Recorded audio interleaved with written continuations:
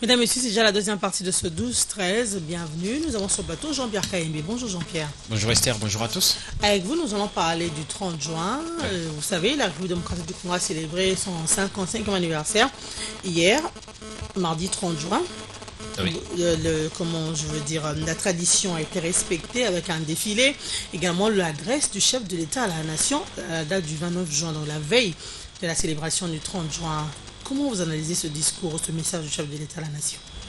Merci pour la question. L'adresse du chef de l'État, au-delà d'être une simple tradition, c'est aussi une exigence constitutionnelle que veut que le président de la République s'adresse à la nation à la veille de dates importantes de l'histoire de notre pays, comme il est fait très souvent à la veille du 30 juin ou encore à la veille du mois de janvier pour les festivités de Nouvel An.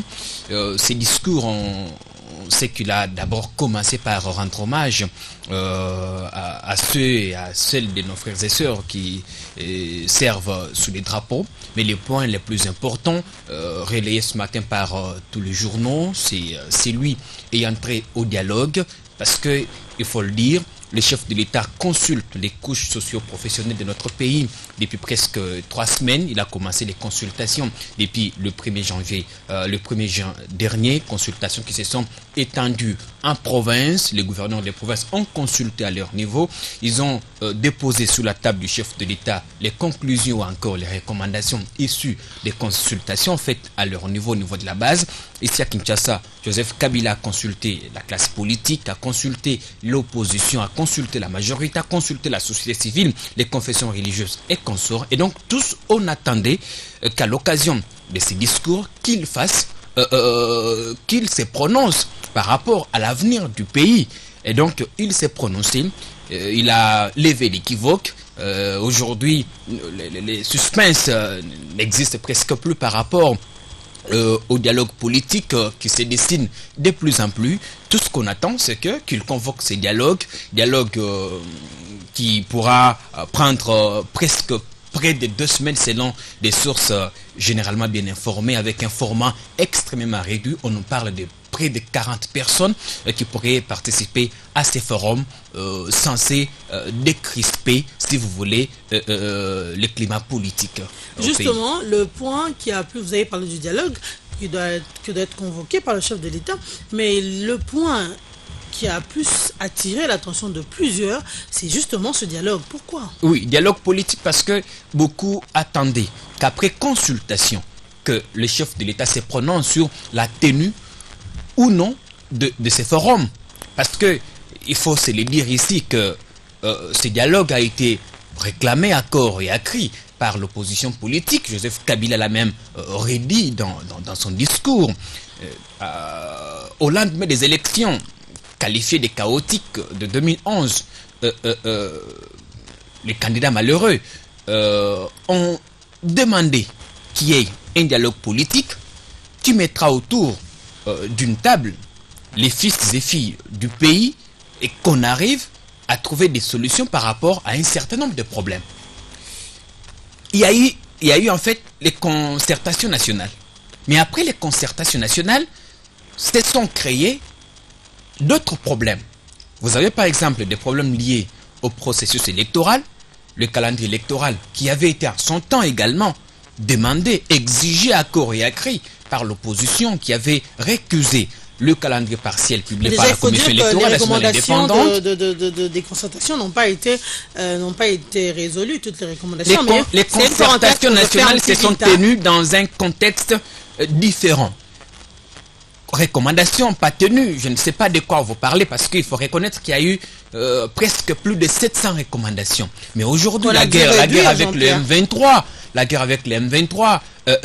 on a gagné la bataille parce que les concertations ont été convoquées justement, entre autres pour mettre fin à cette guerre d'agression. Aujourd'hui, on a un gouvernement de cohésion nationale où vous avez l'opposition représentée à la hauteur de presque 10 personnes. Je referme vite ma parenthèse. Merci beaucoup. Par rapport au Alors, par rapport aux concertations, justement, après les concertations, il y a eu d'autres problèmes qui se sont révélés et qui demandent à tout prix que l'on se mette autour d'une table. Tshisekedi l'a dit dans ce message, lui aussi, il a l'habitude de faire une adresse à la nation en qualité d'opposant historique. À la veille de chaque 30 juin, il a dit par exemple que la culture du dialogue était inscrite dans notre ADN. Donc tous aujourd'hui, on reconnaît la nécessité de nous retrouver autour d'une table pour discuter. Alors parce qu'il faut discuter à l'ordre du jour, notamment de ces dialogues politiques, nous aurons l'épineux problème du calendrier électoral. L'opposition estime qu'il faut poster les élections. On estime que le calendrier est trop serré, extrêmement serré, et qu'il faut, dans la mesure du possible, poser les élections locales et municipales. L'opposition estime que le format actuel du calendrier électoral ne prend pas en compte les anciens mineurs devenus majeurs. Ceux-là ne participeront pas, d'après l'esprit et la lettre de l'actuel calendrier électoral, aux élections législatives qui sont en train d'être préparées. Donc, l'opposition estime que écarter cette frange importante de notre population à ne pas voter, c'est violer leur droit le plus fondamental. Donc, il faut voir comment résoudre ces problèmes. Il y a aussi un autre problème sur le financement de ces élections. Les élections, l'écoute, on a pratiquement presque 7 scrutins à organiser. Mais il nous faut au moins $1 milliard.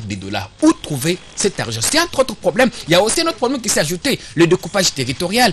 On estime que nous sommes allés un peu plus vite avec ces processus, qu'il n'a pas été préparé, que le Congo passe de 11 à 26 provinces. Et donc, il faut qu'on en parle.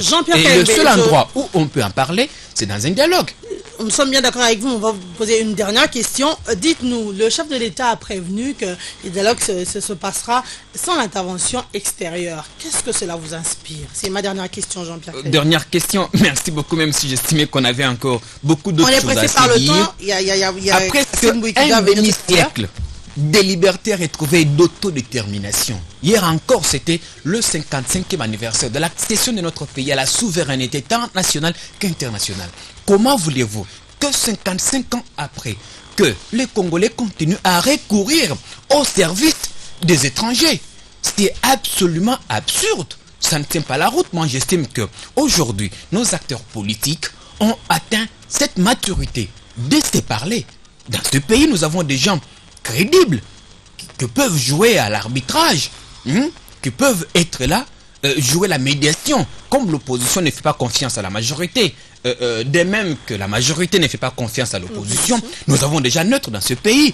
Nous avons des gens, pour ne pas les citer, Cardinal Mosengo par exemple, même s'il estimait qu'il était extrêmement chargé, qu'il ne pouvait pas assurer la médiation, mais encore ce matin, j'ai lisé dans un journal une partie de l'opposition, notamment Steve Mikaï, qui recourt à une comédiation entre Monseigneur Mosengo et Monseigneur Marini Bodo. Donc dans ce pays, nous avons des sages, nous avons des gens qui peuvent assumer ou assurer cette médiation sans forcément recourir à une quelconque ingérence internationale. Pourquoi doit-on faire venir Martin Kobler?